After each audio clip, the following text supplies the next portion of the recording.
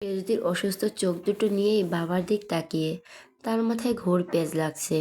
বাবা এত টাকা কোথায় পাচ্ছেন ইদানিং?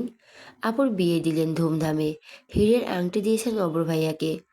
ওনাদের বাড়ির সবার জন্য দামি দামি জামা কাপড়। আয়েশা আপুকে মনের মতো করে গহনা দিয়েছেন। এখন আবার এসি কিনলেন।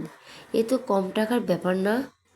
কদিন আগেও দেখছিল বাবার কাছে বিক্রেত ভর্তি টাকা, ভেবেছিল সেগুলো বুঝে আপুর বিয়ের জন্য। কিন্তু একের পর এক খরচ তো রীতিমতো মাথা ঘুরে যাচ্ছে। কু গাইছে ভেতরটা, বাবা কোনো খারাপ কাজে জড়ালো না তো? এসেই কাণ্ড নিয়ে ঘরের মধ্যে চাপা যুদ্ধ চলছে একটা, সেটাও আমির আর মুনারার মধ্যে। মুনারার একটাই প্রশ্ন, এত টাকা আসছে কোথা থেকে? কিন্তু আমির বলছে না, ততবারই প্রসঙ্গ এড়াচ্ছেন। না হলে বলছেন ছিল আমার কাছে। এই নিয়ে তর্কাতর্কি। অব্র তো আর কিছু জানে না। সে বেশ খুশি এসে দেখে। সত্যি রাতে ঘুমাতে কষ্ট হয়েছে। মনের কষ্ট তো ছিলই, সাথে এসি ছাড়া ঘুমানোর বাজে অভ্যাস তো তৈরি হয়েছিল এই বছরে। মনে মনে শ্বশুরকে সহস্র ধন্যবাদ জানিয়েছে সে। রুদ্র জ্বর সহনীয় পর্যায়ে আসার পরেই এ বাড়িতে পা রেখেছে নব্র। তাতে দুনিয়া উল্টে গেল তার আফসোস নেই। মাত্রই ফিরল সে। শার্টের বোতাম খুলতে খুলতে ড্রেসিং টেবিলের সামনে গিয়ে দাঁড়ালো। তখন পানি নিয়ে হাজির হলো আরিশা। অব্র ঠিক সামনে রেখে বলল, পানি। আরিশা চলে যেতে নিল। অব্র দিল তো। তড়িৎ গতিতে হাতটা টেনে ধরলো পেছন থেকে। আরিশা ঘুরে তাকালো। রেগে যাওয়ার ভান করে কিছু বলবে, এর আগে অব্র টেনে বুকের ওপর নিয়ে এলো ওকে। আরিশা হুমড়ি খেয়ে পড়ল এক প্রকার। কটমটে কণ্ঠে বলল, এসব কি? অব্র পাত্তা দেয় না। সে আরিশার কপালে চুমু খেয়ে বলে, ভালোবাসি আরও। আরিশা ছুটাছুটি থেকে যায়। শান্তভাবে চেয়ে থাকে কিছু সময়। পরমুহূর্তে আবার নিজেকে ছাড়াতে গেলে অব্র সত্যিই ছেড়ে দিল। আরিশা মনে মনে আহত হলো একটু। ছেড়ে দিলে শয়তানটা। অব্র হঠাৎ হুড়মুড়িয়ে হাঁটু মুড়ে বসলো ওর সামনে। আরিশার চোখ গোল করে তাকালো। অব্র শার্টের পকেট থেকে দুটো বকুল ফুলের মালা বের করে আরিশার সামনে ধরলো। আসার পথে এনেছিল, নিতেই গেছে এতক্ষণে। আরিশা নিশ্চুপ, শুধু দেখছে অব্রকে।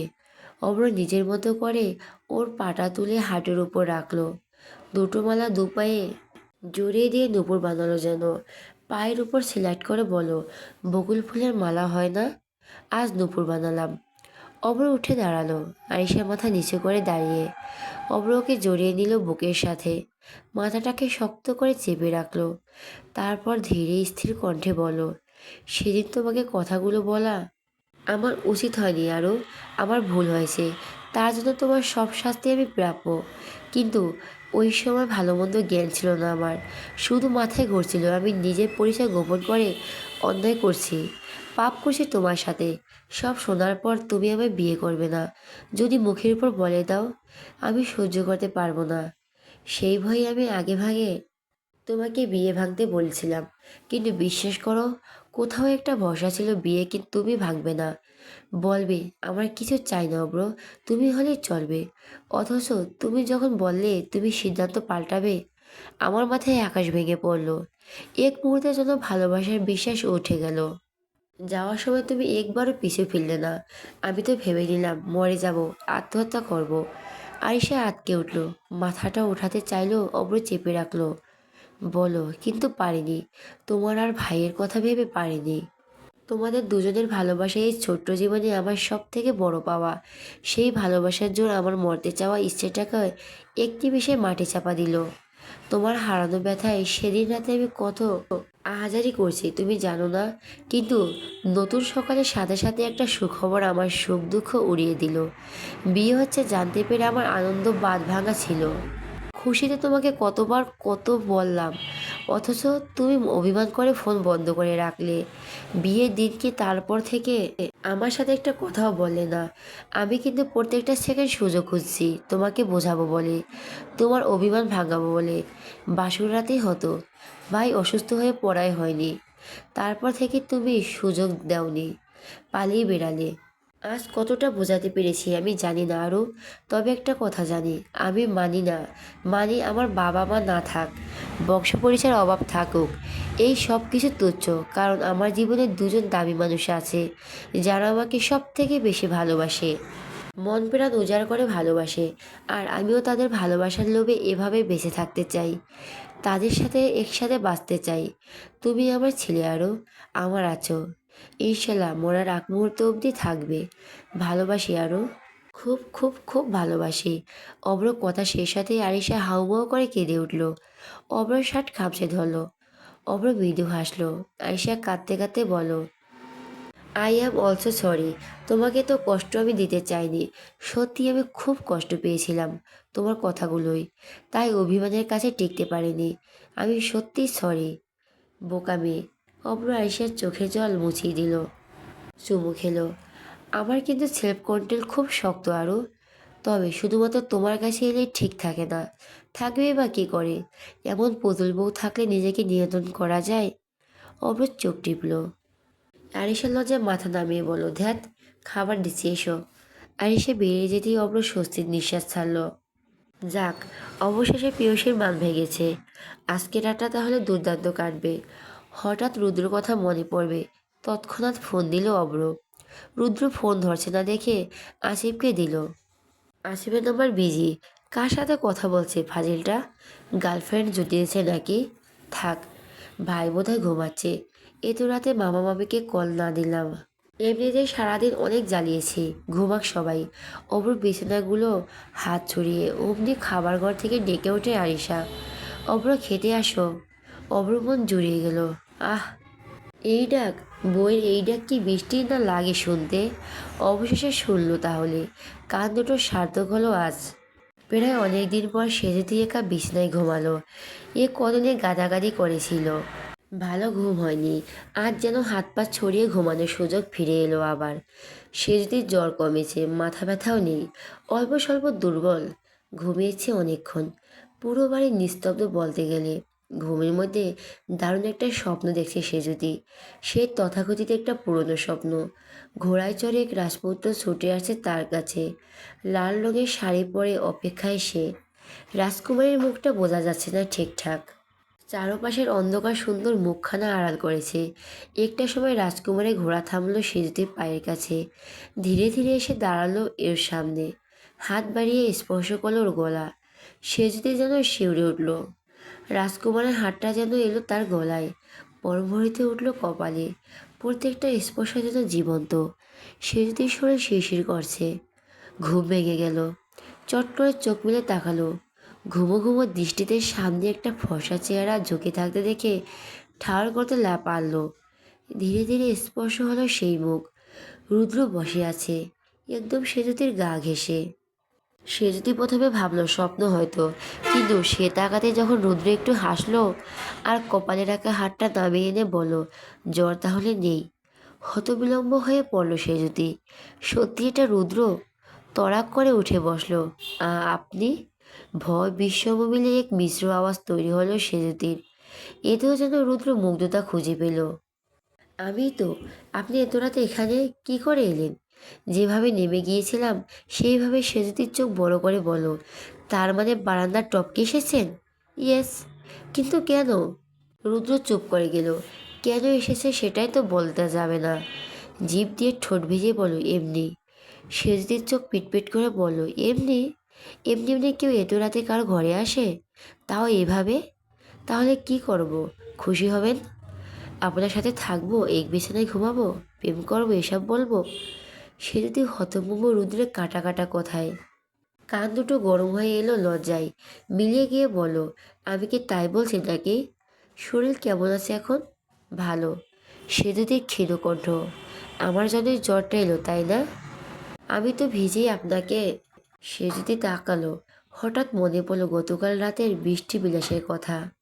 রুদ্র চুম্বনের দৃশ্য। দুজন দুজনের বুকে দীর্ঘক্ষণ কাটিয়ে দেওয়ার মুহূর্ত। সে যদি লজ্জায় আড়ষ্ট হয়ে পড়ল সাথে সাথে। সেই মানুষ তার এত কাছে বসে আছে ভাবতেই বুক ধড়ফড় করছে। রুদ্র সে যদি ডান হাত ধরল হঠাৎ। সে যদি উদ্বেগ দিয়ে বলল, এ কি?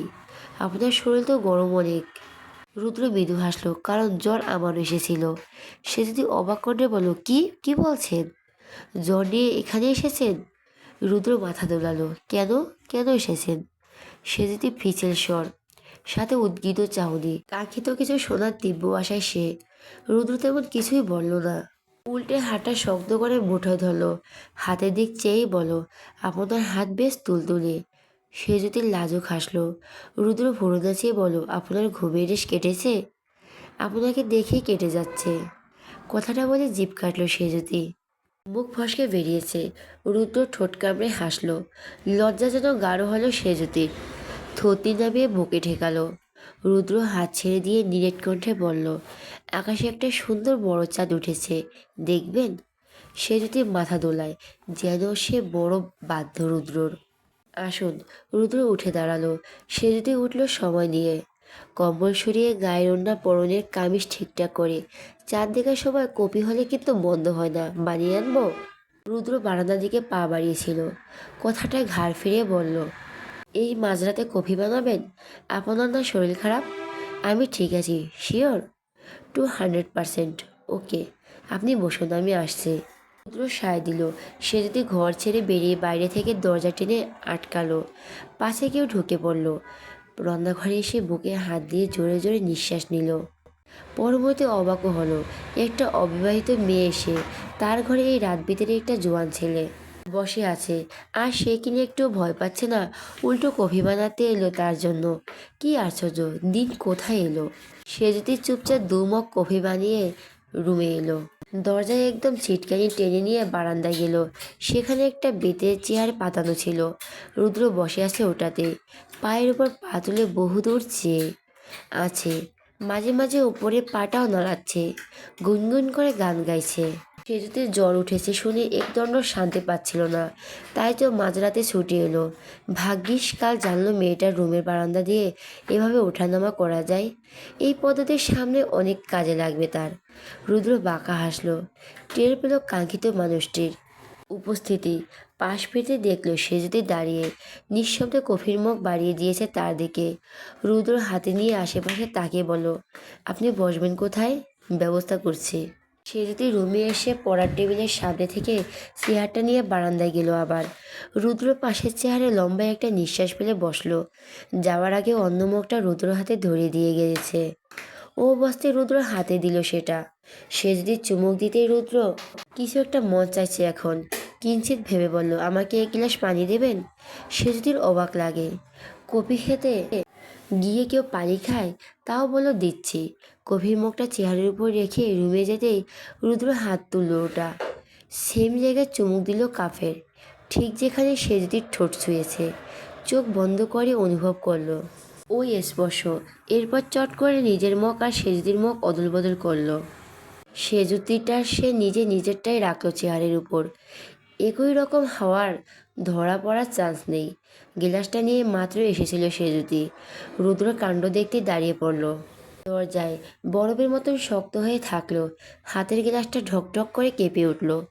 লজ্জায় কুণ্ঠায় মাটি ফাঁকা করে ঢুকে যেতে মন চাইল। তড়িৎ গতিতে নিজেকে আঁকড়ে আড়াল করে দেওয়াল ঘেঁষে সরে এলো। মুচকি এসে বিড়বিড় করলো, কি বেহায়া লোক! আকাশে শুভ্র থালার মতো মস্ত এক চাঁদ উঠেছে। বাড়ির পেছনে ওই ঝোপঝাড়গুলোর ওপর লুটোপুটি খাচ্ছে তার নরম কোমল জ্যোৎস্নার আলো। রুদ্রের মধ্যে প্রেম প্রেম অনুভূতি যেন ডানা মেলেছে।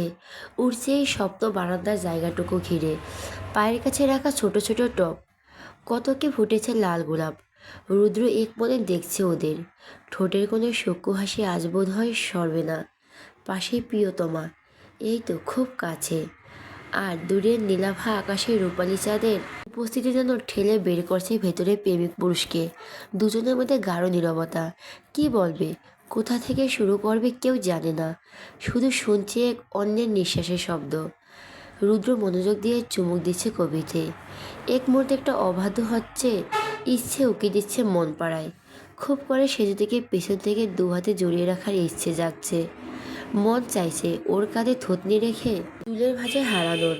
সে যদি মুগ্ধ হয়ে চাঁদ দেখবে আর সে ব্যস্ত থাকবে প্রিয়সীর চুলের ঘেরান শুকতে। পরমুহূর্তে নিজের দুষ্ট চিন্তাকে দম করে ঘুষি মারল। রুদ্র চিন্তারা যেন নাক ফাটিয়ে লেজ তুলে পালালো। ছি ছি, প্রেমে পড়ে কি উদ্ভট ভাবনায় আসছে মাথায়। বিয়ের আগে এসব হাবিজাবি একদম ভাবা যাবে না। একটা চুমুকাণ্ডে একবার তার দফারফা হয়ে গিয়েছিল। সেজুতির কাছে চরিত্রহীন উপাধি অবধি পেল। এবার এরকম কিছু করলে সেজুতি আর কোনোদিন কথা বলবে কি না সন্দেহ, কিন্তু কাল তো 3 দিনটা চুমো খেলো। মেয়েটা কিছু বলল না কেন? উল্টো জড়িয়ে ধরেছিল, যদিও বেখানে। হুশ আসতে দৌড়ে পালিয়ে এলো। রুদ্র একবার আর চোখে সেজদিকে দেখল। সেজদি ঠিক একই সময় চোরা চোখে চেয়েছে। চোখাচোখি হতেই দুজনের ছিটকে নজর সরালো দুজনার। রুদ্র ঘাড় চুলকালো আর সেজদির চোখ খিচে বুঝে আবার খুলল। তখন রুদ্র মগ আর অদল বদল করার দৃশ্য দেখে কত কষ্ট করে যে ওখানে এসে বসেছে। যতবার রুদ্র ওই কাপে ঠোঁট ছুঁয়েছে ততবার লজ্জায় আহুতি দিয়েছে নিজেকে। কতক্ষণ হাতে মগ নিয়ে ওইভাবে বসেছিল। লজ্জায় জবুথবু অবস্থা তার। কী করে সব জেনে শুনে রুদ্রের সামনে এই মগে চুমুক দেবে? লোকটা যে হাসবে মনে মনে। কেন যে দেখে ফেলবে ব্যাপারটা। উফ। পূর্ণিমার চাঁদের আলোয় যখন ঝকমকে হবে পৃথিবী, তুমি তখন আমার সামনে এসে কালো শাড়ি আর কালো চুড়ি পরে একটু জায়গা দিয়ে বনে। জ্যোৎস্নার আলোয় ভরিয়ে দেব তোমার জীবন। সেজুতির চকিতে তাকালো। রুদ্র চাঁদ দেখে দেখে আওড়াচ্ছে 2 লাইন। সেজদি চেয়েছে, বুঝতে পেরেও ফেরেনি ওর দিকে। পরপর নিরেট কণ্ঠে বলো, কবিতা শুনবে সেজদি? রুদ্র তাকালে সেজদি মাথা কাত করলো। রাশভারী লোকটার কণ্ঠে কবিতাটা ঠিক কেমন শোনাবে? আওয়াজ তো দারুণ, নিশ্চয়ই একরকম দারুণ লাগবে। সে যদি উত্তেজিত হয়ে পড়ল নিমেষেই। কখনো কি ভেবেছিল সেই বজ্জাত অভদ্র খ্যাতিপ্রাপ্ত লোকটা মাঝরাতে চাঁদ দেখতে দেখতে তাকে কবিতা শোনাবে, তাও আবার লুকিয়ে তার রুমে এসে? কি অদ্ভুত। সেদিন পূর্ণ চাঁদ উঠেছিল পৃথিবীর আকাশে। টপে সদ্য ফোটা গোলাপ আর বাগানবিলাস ফুলের পাশে পাশাপাশি বসে মুগ্ধ হয়ে দেখছিলাম পূর্ণ চাঁদের শোভাযিত রূপ। তুমি চাঁদ দেখছিলে আর আমি দেখছি আলোয় মাখামাখি তোমার মুখ। তোমার ললাটের উপর থেকে একগুচ্ছ চুল সরিয়ে গুঁজে দিলাম কানে। জিজ্ঞেস করলাম, বলো তো, চাঁদ বেশি সুন্দর নাকি মানুষ? তুমি একটু ভেবে বললে চাঁদ। আমি বিরোধিতা জানালাম, বললাম, তুমি কি এই কথাটা জানো? তুমি উৎসুক চোখে তাকালো, চোখে মুখে প্রশ্ন। আমি ফিসফিস করে বললাম, তুমি চাঁদের চেয়েও সুন্দর।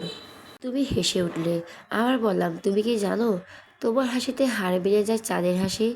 তুমি লতার মতো জড়িয়ে ধরলে আমার বাম বাহু, কাঁধে মাথা রেখে বললে, জানি তোমার চোখে আমি যে শ্রেষ্ঠ সুন্দরী। আমিও কপালে চুমু এঁকে বললাম, হ্যাঁ, আমার চোখে শ্রেষ্ঠ সুন্দরী তুমি, শুধু তুমি। রুদ্র থামলো, শ্বাস ফেলল। সে যদি চোখ বন্ধ করে রয়েছে, দুটো ওঠানামা করছে তার নিঃশ্বাসের গতি। কানের পাশে এখনো বিশ্রামহীন বাজছে রুদ্র গলার স্বর। রুদ্র কি কথাগুলো তাকে বলল? প্রত্যেকটা লাইন কি ওকে ডেডিকেট করলো? তাকান সে যদি। কি ঠান্ডা স্বর, গায়ের লোম শটান দাঁড়িয়ে যায়। সে যদি চোখ খোলে, কিন্তু কিছুতেই তাকাতে পারে না। চোখে যেন লেগে আছে পায়ের পাতার ওপর। রুদ্র হেসে বলল, খুব খারাপ কবিতা শোনালাম? আমাদেরকে তাকাতেই পারছেন না যে। সে যদি চট করে তাকায়, ভুরু কোঁচকায়। সে কেন তাকাচ্ছিল না? লোকটি কি আদৌ বোঝেনি মিশ্র অনুভূতির সাগরে ভাষার আকুলতা কি তবে আমার একারই? আপনি কপিটা দেখছি ঠান্ডা হয়ে গেল। হুঁ। রুদ্র হাসল। শেষ দিল যে আড়ষ্ট কণ্ঠস্বর দারুণ লাগছে শুনতে। সামনে তাকিয়ে বলল, পৃথিবী কত বৈচিত্র্যময়, তাই না? কিছুদিন আগেও আমরা কেউ কাউকে চিনতাম না, আর আজ এই গভীর রাতে আমরা চন্দ্রবিলাস করছি। পাশাপাশি আপনি আমার ভাইয়ের একমাত্র শালিকাও বটে। আমার তো এখনো স্পষ্ট মনে আছে আমাদের প্রথম দেখা করার দিনটা। আপনার মনে নেই? রুদ্র তাকালো। সে যদি সব লজ্জা ভুলে গেল। ঝুপ করে কালো হয়ে এলো মুখটা। প্রথম দিনে রুদ্রটাকে মনে পড়লো। এখনো পানিতে চুবিয়ে মারতে মন চায়। মনে থাকবে না আবার? একটু গায়ের ডিগিতে উঠে নিয়ে কত কি শুনিয়েছিলেন আমায়।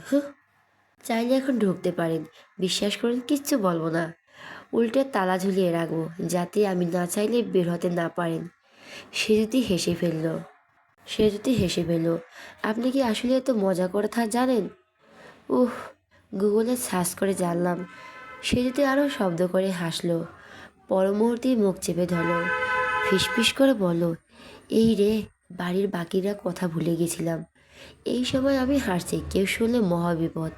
তাহলে বরং হাসির কথা বাদ রাখি, আমরা অন্য কিছু বলি। ফেরার তাড়া নেই বুঝি? নেই তা নয়, তবে এসেই যখন পড়েছি তখন দেরিতে ফেললে ক্ষতি নেই। আচ্ছা, যেটা বলছিলাম, এই পর্যায়ে রুদ্রের অবিভক্ত সিরিয়াস হলো। আপনি আমাকে একদিন বলেছিলেন কে বা কারা আপনার উপর গুলি চালিয়েছিল। তাদের থেকে বাঁচতেই আপনি আমার গাড়িতে আশ্রয় নেন।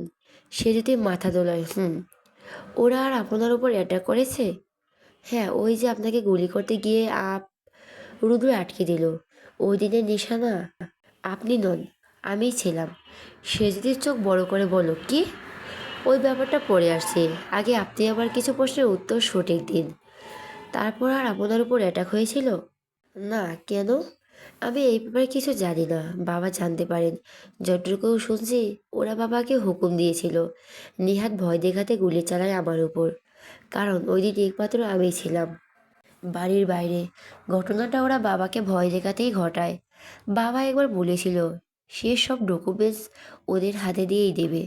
যেখানে পারলে গোদার স্বয়ং খাদ্যমন্ত্রী, উনি পারবেন না লড়াই জিততে। রুদ্র একটু ভেবে বলো, আই থিঙ্ক এদের হাত গুটিয়ে দেওয়ার কারণ এটা। আপনার বাবা, মানে উনি সত্যি সত্যি সব ডকুমেন্টস দিয়ে দিয়েছেন ওনাদের? সে যদি প্রতিবাদ জানালো, এ অসম্ভব। বাবা ভয় পেয়ে এরকম কখনই করবেন না। আমার বাবা খুব সৎ আর পরিশ্রমী মানুষ। আমি নিশ্চিত হয়ে বলিনি, ধারণা করছি মাত্র। দেখুন, যদি ওরা আপনার বাবাকে ভয় দেখানোর উদ্দেশ্যে আপনাকে মারতে চায়, সেটা ওই একদিনেই থেমে থাকতো না, বরং দিনকে দিন একের জনের উপর হামলা করতো। আজ আপনাকে, কাল আরিশাকে। নিশ্চয়ই এর পেছনে কোনো কারণ আছে যার জন্য ওরা চুপ করে গিয়েছে। আপাতত এর একটা কারণই আমার মনে হয়েছে, যেটা আবার আপনার পছন্দ হয়নি। আর সব থেকে বড় কথা, যদি আপনার বাবা সমস্ত ইনফরমেশন ওনাদের ফেরত না দেন, তাহলে তো এতদিনে সেসব টেলিকাস্ট হওয়ার কথা, নিউজে আসার কথা। দেশে একজনের মন্ত্রী এরকম অর্থনৈতিক কাজের সাথে হইচই পড়ে যাওয়ার কথা। অথচ আমার তো মনে পড়ে না এরকম কোনো নিউজ আদৌ আমার কানে এসেছে। আপনি পেয়েছেন এরকম কোনো খবর? সে যদি মাথা নাড়ল, তবুও ক্ষীণকণ্ঠে বলল, যত যাই বলুন, বাবা ওরকম কিছুতেই করবেন না। হতে পারে বাবা খুব গোপনে তথ্যগুলো সরিয়ে রেখেছেন, তাই এখনও নিউজ আসেনি। সুযোগ পেলেই বাবা ঠিক একটা ব্যবস্থা দেবেন। আপনি একবার ওনাকে জিজ্ঞেস করুন। পারবেন না, কারণ বাবা খুব রেগে যায়, এ নিয়ে কথা বলে। সব সময় হেসে হেসে কথা বলা মানুষ হুটহাট রেগে গেলে ভয় লাগে। আর যারা সব সময় রেগে কথা বলে, তারা একটু হাসলে ভীষণ সুন্দর লাগে। শেষ কথাটা রুদ্রের উদ্দেশ্যে বলো। রুদ্র ভুরু উঁচু করতে সে যদি আমতা করে বলল, আম্মুর কথা বললাম। আম্মু তো সবসময় বকে নামায়। আমি কখন বললাম আপনি আমার কথা বলছেন? সে যদি অসহায়, লোকটা ঠিক ধরে ফেলল। মহা চালাক। গলা ঝেড়ে বলো, আচ্ছা, আপনার উপর কারা গুলি চালাবে? ওই যে সেদিন খোঁজ পেয়েছিল ওদের। রুদ্র হঠাৎ মুখটা গম্ভীর করে বলল, পেয়েছি, কিন্তু আপনাকে বলতে চাচ্ছি না। সে যদি আহত হয়ে বলল, আমি কি করলাম? রুদ্র কপাল কুঁচকে তাকালো। কি করেছেন? আপনাকে থানা থেকে ফোন দেওয়া হয়নি? হুঁ, গিয়েছিলেন, ভয় পেয়েছিলেন বলে। জাননি। আচ্ছা, আপনি তো ভীতু, তাহলে কি করে আমার মাকে সুস্থ করবেন? মা তো ডিরেক্ট গায়ে হাত তুলেন। সে যদি কাতর চোখ চেয়ে বলো, আমি যেতে চেয়েছিলাম, ভয় পাইনি। রুদ্র ডান ভুরু নাচালো, তাই? গেলেন না কেন? বাবা মানা করেছিল। রুদ্র অবাক কণ্ঠ, কেন? জানি না, কথাটা বলতে এত রেগে গেল। বাবার অমন রাগ আমার কেউ দেখেনি, তাই আর যায়নি। ভাবলাম বাবা যখন বললেন, এতে হয়তো আমার ভালো। রুদ্র ছোট্ট করে বলল, ওহ। কিন্তু চেহারার চিহ্নিত ভঙ্গিটা বহাল তখনও। সে যদি বাচ্চা বাচ্চা কণ্ঠে বলল, বলুন না, কে ছিল ওরা? কেন মারতে চাইছিল আপনাকে? এবার তো বলা যায়, তাই না? যাই, আমি আপনাকে আগেই বলতাম, কিন্তু ভেবেছিলাম আপনি ভয় পেয়েছেন, তাই ভাবলাম আপনাকে এসবে জড়াবো না। একটু থেমে, আসলে ওরা সিরিয়াস কিলার ছিল। কি একজন ওদের টাকা দিয়ে পাঠিয়েছে। সে যদি মাঝপথে বিচলিত কণ্ঠে বলো, কে পাঠালো? জানি না। ওরা ধরা পড়লে যত ইচ্ছে মার খাবে, কিন্তু সুপারিদাতার নাম বলবে না। এটা ওদের কাজের একটা নিয়ম বলতে পারেন। আমি ওদের সব খবর নিয়েছি, কিন্তু কোনো ক্লু পাইনি, যাতে বুঝবো কে আমার শেষ শত্রু। অবশ্য এ নিয়ে আমার বিস্ময় বারবার কম, কারণ এই এতটুকু জীবনে আমি কম শত্রু দেখা পাইনি। বিজনেস যারা যত উচ্চ স্থান, তাকে টেনে নামানোর লোক তত বেশি জন্মায়। এর আগেও কয়েকবার আমার ওপর অ্যাটাক হয়েছে, কিন্তু সেসবে এরকম প্রত্যক্ষভাবে রাস্তার মধ্যে নয়, পরোক্ষভাবে ছিল। গাড়িতে বোম ফিট করা কিংবা কাজের অজুহাতে ওদের গুপ্তচর পাঠানো এরকম। কিন্তু দিন শেষে ওরা ধরা পড়লে আমিও বেঁচে গেছি। গোড়াসহ জেলে ভাড়ছি সব কটাকে। অথচ এই একটা ব্যাপারে কোনো সূত্রই পাচ্ছি না এগানোর। সব যেন এক জায়গায় মিলিয়ে যাচ্ছে।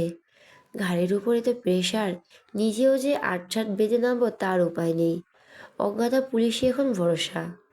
শেষদিন হাত পা থরথর করে কেঁপে উঠল রুদ্রের কথা শুনে। হা হুতাশ করে বলল, আপনার তো দেখি সামনে পেছনে ডানে বামে সব দিকে বিপদ। রাতে ঘুমাবেন কিভাবে? আমি হলে তো ভয়ে বিছানাতেই হার্ট অ্যাটাক করতাম। রুদ্র নির্লিপ্ত। রুদ্র হোসেন চৌধুরী হওয়া কি এত সহজ কথা? একদিনে আসেনি এই পজিশনে। আপনি বডিগার্ড নিয়ে ঘোরেন না কেন? এ তো বিপদ যার, সে এরকম খোলাখুলি রাস্তায় হাঁটে কি করে? রুদ্র সোজা সাপটা জবাব, বডিগার্ড ব্যাপারটা আমার ভালো লাগে না। আমি যদি নিজেই নিজেকে রক্ষা করতে না পারি, ওরা পারবে কিভাবে? পৃথিবীতে মানুষ সব থেকে বেশি নিজেকেই ভালোবাসে। আমি আমাকে বাঁচতে যে চেষ্টা, সে উত্তেজনা দেখাবে সেটা ওদের মধ্যে থাকবে না। আর আমি অন্য কারো সাহায্য দুর্বল হতে পছন্দ করি না। বডিগার্ড থাকা মানে আমি সেফ, ওরা নেই মানে আমি অসহায়। I don't think so. Self help is that best help. এটা মনে প্রাণে বিশ্বাস করি আমি। I don't need anyone's help, anyone's confidence. যদি সৃষ্টিকর্তা চান আমি বেঁচে থাকবো, তবে থাকবো। সব ওনার হাতে। সামান্য মানুষ কী করবে? সে যদি দীর্ঘশ্বাস পেল, মনে মনে বলল, কথা তো ঠিক, কিন্তু সতর্ক থাকতে সমস্যা কোথায় আপনার? যদি একেবারে 100 লোক এসে আপনার উপর হামলা করে কি করবে? রাস্তায় পড়ে থাকতে হবে। অবশ্য আপনার গায়ে বা অসুরের শক্তি। তবু আপনি তো আরও সিনেমার হিরো নন যে একাই 100 জনকে ডিসুম ডিসুম করে মেরে ফেলবেন। উফ, এগুলো না শোনাই ভালো ছিল আমার। এমনিতে ওনার মাকে নিয়ে চিন্তায় এক শেষ। এখন আবার দিলেন সাথে ওনাকে যোগ করে, ভাল লাগে না এসব। কি ভাবছেন? না কিছু না। মিথ্যে বলছেন কেন? আপনার মুখ দেখে বোঝা যাচ্ছিল কিছু ভাবছিলেন। সে যদি বোকা বোকা হাসলো। কপালে একপাশে চুলকে থেমে থেমে বলল, হ্যাঁ ভাবছিলাম তো। আসলে কি বলুন তো, অফিসের কথা ভাবছিলাম। আজ তো অফিস খোলা ছিল, আর আমি জ্বরের মধ্যে যেতে পারলাম না। আমার কি স্যালারি কাটা যাবে? সে যদি মিথ্যে বলে থামলো। কথা ঘোরানোর চেষ্টা এসব। রুদ্র সরু চোখে চেয়েছিল। ঠিক বুঝেছে সে যদি বানিয়ে বলল। এরকম একটা সময় কেউ অফিসের এসব আবল তাবল ভাবে নাকি? অবশ্য ভাবতেও পারেন, এই মেয়ে তো আর স্বাভাবিক নয়। বলো, অফিসে নিয়ে তো ভাবাভাবির কিছু নেই। আপনাকে আরও 2 দিন দিলাম আমি। শরীর একদম সুস্থ করে আসবেন। আপনার গায়ে জ্বর পুরোপুরি কাটেনি। জ্বর নিয়ে অফিসের করার কোনো দরকার নেই। সে যদি খুশি হতে পারলো না, অফিসে না এলে তো ওনার সাথে দেখাই হবে না। ভাবলো ছুটির দরকার নেই বলবে। তখন হঠাৎ মাথায় এলো, না না, এই সুযোগে এসালেমে থাকা যাবে। ওনার মায়ের সাথে বেশি করে সময় কাটানো যাবে। ভালোই হলো। আচ্ছা, আমি আপনাকে যেসব ব্যবস্থা করতে বলছিলাম করেছেন? রুদু ভুরু কুঁচকালো, কোন ব্যাপারে? অ্যাসাইলমের? না, কখন করব? কাল ফিরতেই তো জোর পড়লাম। তবে কালকের মধ্যে হয়ে যাবে। আপনার কখন লাগবে আমাকে জানাবেন। সে যদি খুশি খুশি চেয়ারে মাথা দুলিয়ে বলল, আর বাকি যা যা বলছি ওগুলো কিন্তু মনে রাখবেন। রুদ্র ছোট্ট করে বলল, হুম। রুদ্রকে অন্যমনস্কে দেখে বলল, এবার আপনি কি ভাবছেন? যেতে হবে এখন। কেন? রুদ্র ভুরু উঁচিয়ে বলল, কেন? তাহলে কি সারা জীবন এখানেই থেকে যেতে বলছেন? সে যদি মাথা নামিয়ে মিহি কণ্ঠে বলল, না মানে, আচ্ছা ঠিক আছে, সাবধানে যান। রুদ্র উঠে দাঁড়ালো এতক্ষণ পর। আসছে। এখনও কিন্তু বলেনি এসেছিলেন কেন। রুদ্র বলল, শুনবেন? সে যদি স্থির দৃষ্টিতে চেয়ে মাথা দোলায়, শুনবে। কি বলবেন উনি? আপনার জন্য এসেছিলাম, আপনাকে দেখতে। এসব শুনলে স্বাভাবিক থাকতে পারবেন তো? কাঁপাকাঁপি হবে না তো আবার? সে যদি ভাবনার মাঝে রুদ্র ঝুঁকিয়ে এলো খানিক। সে যদি ঠায় দাঁড়িয়ে, নড়লেও না, পলকেই ফেলল না। অপেক্ষা করলো কাঙ্ক্ষিত কিছু বাক্যের। রুদ্র কণ্ঠ খাদে নামিয়ে বলল, এসেছিলাম আপনাকে জ্বালাতে। রুদ্র হেসে চট করে বারান্দা টপকে নেমে গেল। পেছনে রেখে গেল তন্দা খেয়ে দাঁড়িয়ে থাকা সেজদিকে। সেজদি চূড়ান্ত আহত হলো। ভাবলো কি আর বেটা বলল কি? পরবর্তী মুচকি এসে আওড়ালো, এই জ্বালায় সারা জীবন জ্বলতে চাই। সেজদি খুব করে ইচ্ছে হলো রুদ্র চলে যাওয়া অবধি ওকে দেখার। কিন্তু আরিশার রুমের দরজা নিশ্চয়ই বন্ধ। কি করে যাবে? হঠাৎ বুদ্ধি পেয়ে দৌড়ে সদর দরজায় গেল। আস্তে করে দরজা খুলে পা টিপে টিপে ছাদের দিকে চলল। ছাদের দরজা অবধি এসে হতাশ সেজুতি। তালা ঝুলছে। সেজুতির এবার মন চাইছে হাত পা ছড়িয়ে কাঁদতে। বিড়বিড় করে বাড়ির মালিকের গোষ্ঠী উদ্ধার করলো। চলে আসতে নেবে হঠাৎ মনে পড়লো, এই তালা তো ভালো নয়। যে কোনো কিছু দিয়ে খোলা যায়, এমনকি হাতের আংটি দিয়েও। এ কথা ভাড়াটিয়া ছাড়া কেউ জানে না, এমনকি বাড়ির মালিকও নন। জানলে কবে বদলে ফেলতেন। তালা খুলতে সে যদি খুশিতে লাফিয়ে ওঠে, দৌড়ে ছাদে যায়। রেলিং ধরে নিচে তাকালো, দেখলো রুদ্রের গাড়ি নেই গেটের সামনে। তবে কি চলে গেল? অনেকক্ষণই তো হয়েছে, চলে গিয়েছে হয়তো। সে যদি মন খারাপ করলো, তখনই নিচে গাড়ির শব্দ। সে যদি বাঁ পাশে তাকালো, রুদ্র গাড়ি আসছে ওপাশ থেকে। ও তার মানে লোকটা গাড়ি দূরে পার্কে করে রেখেছিল। বাহ, কি বুদ্ধি! রুদ্র গাড়ি চালিয়ে গেটের কাছে থামলো। সে যদি তাকিয়ে আছে, রুদ্র কি তাকে দেখতে পেল? উত্তর হিসেবে গাড়ির কাঁচটা তরতর করে নামালো। জানালা দিয়ে বেরিয়ে এলো রুদ্রর গোলগাল মুখটা। ছোট ছোট চোখের চাহনি অন্ধকার ঠাউর করতে পারল না সে যদি, কিংবা বুঝলো না এই অন্ধকার তাকে কি দেখা যাচ্ছে। অথচ রুদ্র ঠিক চিনেছে তাকে। হাত নেড়ে বিদায় জানাতেই সে যদি যেন সব জবাব পেয়ে যায়। লজ্জায় নেতিয়ে পড়ে। লোকটা বুঝে ফেলল কি, সে যে এত রাতে ছাদে এলো, শুধুমাত্র ওর জন্য এলো। কাঁপা কাঁপা হাত নেড়ে সেও বিদায় জানালো। রুদ্র ধোঁয়া উড়িয়ে ছুটে গেল গাড়ি নিয়ে। অন্ধকার দুজনের অবনয় স্পষ্ট থাকলেও কেউ কারো ঠোঁটের হাসি বোঝেনি। অথচ একই সবাই দুজনেই হেসেছে, তাকিয়েছে, ভেবেছে একে অন্যের কথা।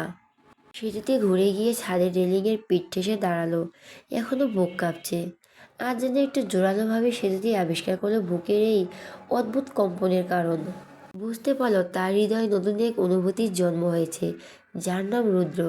তাহলে কি ও অভদ্র একগুঁয়ে লোকটার প্রেমে পড়ল? শেষমেশ সর্বনাশ।